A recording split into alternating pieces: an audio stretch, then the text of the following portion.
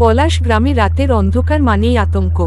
দিনের আলো ফুরলেই যেন পুরো গ্রামটা নিস্তব্ধ হয়ে যায়, আর চারপাশে এক অজানা শীতলতার অনুভব ছড়িয়ে পড়ে। গ্রামের পুকুর পাড়টা তো আরও ভয়ঙ্কর। কেউ বলে সেখানে নাকি অদ্ভুত ঘটনা ঘটে, কেউ বলে এক অভিশপ্ত আত্মা সেই জায়গায় ঘুরে বেড়ায়। কিন্তু সেই এক রাত, সেই রাতটা শিবুর জীবন বদলে দিয়েছিল। পুকুর পাড়ে গিয়ে শিবু যা দেখেছিল তা যেন মানুষের বিশ্বাসের সব সীমা ভেঙে দিয়েছিল। এক গভীর রহস্য আর ভয়াবহতার অন্ধকারে সে হারিয়ে গিয়েছিল। অন্ধকার আতঙ্কের সেই রাত। রাত তখন প্রায় 11টা। পলাশ গ্রামে একটা গভীর অন্ধকার নেমে এসেছে। চারপাশে পিনপতন নীরবতা। গ্রামের মানুষ ঘরে তালা লাগিয়ে শুয়ে পড়েছে, যেন বাইরের কিছু একটা থেকে বাঁচার চেষ্টা। রাতের অন্ধকারে গ্রামের প্রতিটা কোণ যেন লুকিয়ে রেখেছে এক গভীর রহস্য। তবে সেই রাতে সবাই ঘুমালেও শীতল শিবু জেগেছিল। গ্রামের পুকুর পাড়ের দিকে যাওয়ার জন্য ওর মনটা কেমন যেন টানছিল। ছোটবেলা থেকেই শিবু একটু সাহসী। গ্রামের বড়রা যে পথে যেতে ভয় পায়, সেই পথেই শিবুর বেশি যাওয়া। কিন্তু আজকের রাতটা অন্যরকম ছিল। আজ যেন বাতাসেও একটা ভৌতিক গন্ধ। পুকুর পাড়ের পথ ধরে হাঁটতে শুরু করল শিবু। চারপাশে শুধু ঝোপঝাড়, দূরের বাঁশবাগানের পাতা থেকে ভেসে আসছে শো শো আওয়াজ। হঠাৎ একটা ঠান্ডা হাওয়া শিবুর গায়ে স্পর্শ করল। শিবু থমকে দাঁড়ালো। মনে হলো কেউ যেন ওর পাশ দিয়ে হেঁটে গেল। কিন্তু আশেপাশে কাউকে কোনো উত্তর নেই, শুধু গাছের পাতার মর্মর শব্দ। ও এগিয়ে যেতে চাইল, কিন্তু পা যেন জমে গেল মাটিতে। শিবু জোর করে নিজেকে সামলে নিয়ে আবার হাঁটতে শুরু করল। পুকুরের কাছে পৌঁছে দেখল পানি থেকে কেমন একটা সাদা কুয়াশা উঠছে। কুয়াশার মধ্যে একটা অবয়ব। শিবু ভালো করে তাকালো।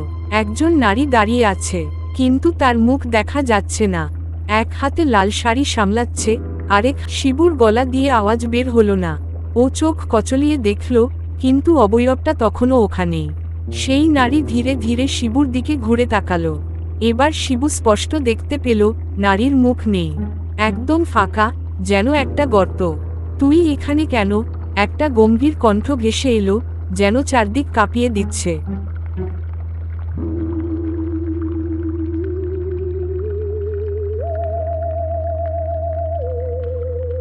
শিবু কিছু বলতে পারল না। নারীর মুখহীন অবয়ব ধীরে ধীরে এগিয়ে আসছিল। শিবু দৌড়াতে শুরু করল, পেছনে আর একবারও তাকায়নি। পুকুর পাড় থেকে বাঁশবাগানের মধ্যে ঢুকে গেল। তবে বাঁশবাগানে ঢোকার পরেই ও টের পেল ও একা নয়। পিছন থেকে খসখস আওয়াজ আসছে, যেন কেউ ওর পিছু নিয়েছে। শিবু দৌড়াচ্ছে, কিন্তু আওয়াজটা আরও কাছে আসছে। হঠাৎ সামনে একটা বড় গাছের ডালে কিছু একটা নড়ল। শিবু তাকিয়ে দেখল একটা কালো অবয়ব ওর দিকে তাকিয়ে হাসছে। চোখগুলো জ্বলজ্বল করছে, যেন আগুনের গোলা। তুই পালাচ্ছিস কেন শিবু? শিবুর শরীরের রক্ত জমে গেল। ও জানে না কিভাবে ওর নাম জানল এই ভয়ঙ্কর সত্তা। গলা শুকিয়ে কাঠ হয়ে গেছে, চিৎকার করতে পারছে না। কালো অবয়বটা গাছ থেকে লাফ দিয়ে নামল। শিবু পেছনে ঘুরে দৌড় দিল। গ্রামের মন্দিরটা সামনে পড়তেই শিবু একবার ভাবল, মন্দিরে ঢুকে গেলে হয়তো রক্ষা পাওয়া যাবে। মন্দিরের দরজায় পৌঁছে ধাক্কা দিল, কিন্তু তুই আর পালাতে পারবি না। শিবু হঠাৎ খেয়াল করল মন্দিরের পাশে একটা ছোট জানালা খোলা। জানালাটা খুব সরু, কিন্তু শিবু নিজেকে জোর করে গলিয়ে দিল ভেতরে। মন্দিরের ভেতরে ঢুকে দেখল একটা পুরনো প্রদীপ টিমটিম করে জ্বলছে। মন্দিরের মাঝখানে একটা বিরাট শিবলিঙ্গ। শিবু সেখানেই গিয়ে বসে পড়ল। কিন্তু ভেতরেও যেন শান্তি নেই। হঠাৎ চারপাশে ঝড়ের মতো আওয়াজ শুরু হলো। বাতাসে মোমবাতিটা নিভে গেল। অন্ধকারে শিবু অনুভব করল ওর চারপাশে কিছু একটা ঘুরছে। শিবু, তুই আমাদের জায়গায় এসেছিস কেন? একটা ভয়ানক কণ্ঠ ভেসে এলো। শিবু কান্নাকাটি শুরু করল। মন্দিরের দেওয়ালে হঠাৎ ভৌতিক মুখগুলো ভেসে উঠতে শুরু করল। ওগুলো শিবুর দিকে তাকিয়ে হাসছে, কেউ কেউ চিৎকার করছে।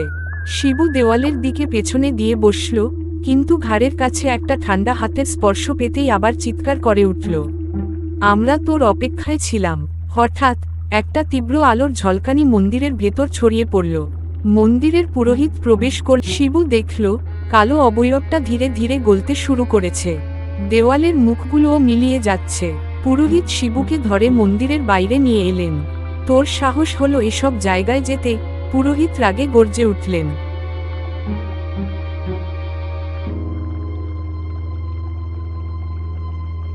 শিবু কাঁপতে কাঁপতে সব ঘটনা বলল। পুরোহিত একটানা শোনার পর বললেন, এই জায়গাটা অভিশপ্ত। এখানে যারা আসে তারা আর ফিরে যায় না। আজ তো ভাগ্য ভালো, তাই বেঁচে গেলি, কিন্তু আর কখনো এই পথে আসিস না। শিবু কিছু বলল না, সে শুধু ভাবছিল কেন সেই রাতে ওর পুকুর পাড়ে যাওয়ার ইচ্ছা হলো। তবে সেদিনের ঘটনার পর শিবু আর কোনোদিন রাতে বের হয়নি।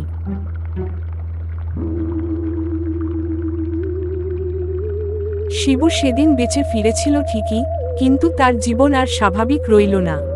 প্রতি রাতেই ঘুমের মধ্যে ভেসে উঠত সেই মুখহীন নারীর অবয়ব, কালো ছায়া, আর গাছে বসে থাকা সেই আগুনের চোখের মতো ভয়ঙ্কর চেহারা। শিবু মনে করল হয়তো সময়ের সাথে সব ঠিক হয়ে যাবে, কিন্তু সেটা হয়নি। একদিন বিকেলে শিবুর বন্ধুরা ওকে নিয়ে মজা করতে করতে বলল, কি রে শিবু, তুই কি ভূতের ভয়ে কাঁপছিস নাকি? ওই পুকুর পাড়ের গল্প তো অনেক পুরনো, তুই তো সাহসী ছিলি, হঠাৎ এভাবে ভয় পাচ্ছিস কেন? শিবু ওদের কিছু বলল না, কিন্তু সেই রাতেই এক অদ্ভুত ঘটনা ঘটল। রাত তখন প্রায় 2টা। শিবু গভীর ঘুমে ছিল। হঠাৎ দরজায় ধাক্কা দেওয়ার শব্দ শুনে জেগে উঠল। প্রথমে ভাবল এটা হয়তো স্বপ্ন, কিন্তু দরজার ধাক্কাটা ক্রমশ জোরে জোরে হতে লাগলো। এবার শিবুর হৃৎপিণ্ডের গতি বেড়ে গেল। কে ওখানে? শিবু ভয় মিশ্রিত কণ্ঠে বলল। কোনো উত্তর এল না। ধাক্কাটা আবার পড়ল, এবার আরো জোরে। শিবু নিজেকে সাহস দিল। সে ধীরে ধীরে দরজার দিকে এগোলো। বাইরে থেকে কেউ একজন ফিসফিস করে বলছে, শিবু, দরজা খোল, আমি এসেছি। শিবু চমকে গেল। কণ্ঠটা চেনা, এটা তার ছোটবেলার বন্ধু রাজুর কণ্ঠ। কিন্তু রাজু তো 5 বছর আগে মারা। না, এটা সত্যি হতে পারে না, শিবু নিজের মনে বলল। ধাক্কাটা এবার আরো জোরালো হলো। দরজার ফাঁক দিয়ে দেখল বাইরে একটা ছায়ামূর্তি দাঁড়িয়ে আছে। মূর্তিটা ধীরে ধীরে পুকুর পাড়ের দিকে হাঁটা শুরু করল। শিবু যেন মন্ত্রমুগ্ধের মতো তার পেছনে পেছনে হাঁটতে শুরু করল। পুকুর পাড়ে এসে শিবু থমকে দাঁড়ালো। জায়গাটা কেমন যেন পাল্টে গেছে। পানিতে আর কুয়াশা নেই, কিন্তু সেখানে একটা অদ্ভুত আলো জ্বলজ্বল করছে। আলোটার মধ্যে মুখহীন নারীটা আবারও দাঁড়িয়ে আছে। এবার তার পাশেই অন্ধকার আতঙ্কের সেই রাত।